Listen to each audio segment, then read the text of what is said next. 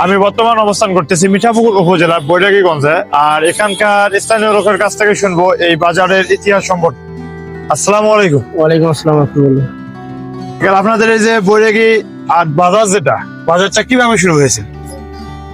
প্রথমে ছোটখাটো বাজার ছিল, তখন থেকে আস্তে আস্তে আস্তে আস্তে আবার বড় ধরনের বাজার হইতেছে। হ্যাঁ, রাস্তা একটা ছিল, এক রোড ছিল, 1 বাই রোড, এখন না 4 লাইন হয়ে গেছে।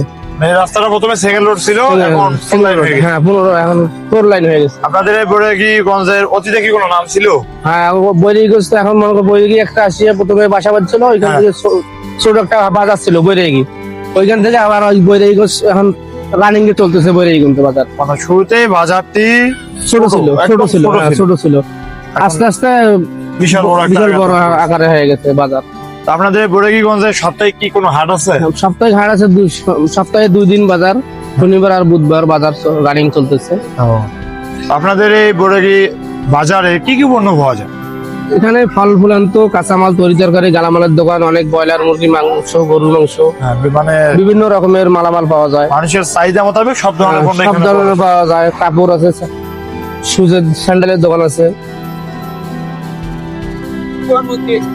তো আপনাদের এই বাজারটি নিয়ে আপনাদের ভবিষ্যৎ পরিকল্পনা বা আপনার এই বাজারটিকে আরো ভবিষ্যতে কিভাবে দেখতেছেন?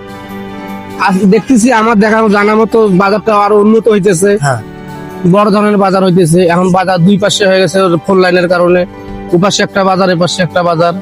মানে রাস্তা লোকজনও অনেক লাইন হওয়ার কারণে হ্যাঁ, এটাই দুই সাইডে বাজার হয়ে গেছে, হ্যাঁ। জমজমাট হয়ে গেছে। জমজমাট হয়ে গেছে।